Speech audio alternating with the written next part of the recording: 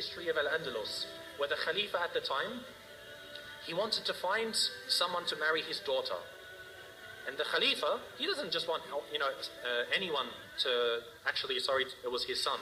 He didn't want just anyone to marry his son. He wanted to find the best girl available.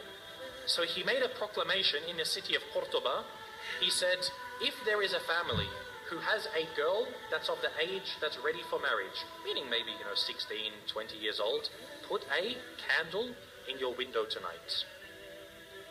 And she's ready for marriage, and she has memorized the entire Quran. Put a candle in your window tonight. They said the entire city was lit up that night. The entire city was lit up because there were so many young girls who had memorized the Quran. So he said, Khair, my son can't marry that many women. So he said the next night, any of you who has a daughter who's of the age to marry, who has memorized the entire Quran, and also one of the certain books of Maliki fiqh, put a candle in your window tonight. It was said again that night, not as much as the night before, but almost again the whole city was lit up by candles. I would dare to say that if we were to ask about our entire ummah today, to have one girl who's of the age to get married, who has memorized the entire Quran and one of the books of Maliki fiqh, khalas, any book of fiqh, we would not have a single candle in our windows tonight. This shows the state of the ummah, and this is a sign that we see when our women are educated, the ummah is strong. For the men to be educated, khalas, men are always going to be educated.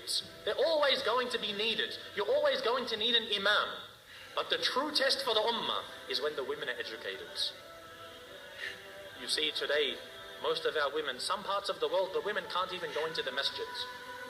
They won't even have a space for them in the masjids, let alone educating them. You find, khalas, she knows how to cook and clean, perfect, mashallah, this is all we need. No, they must be educated. This is why Andalus, it was seen as a high time for the ummah to know about Islam.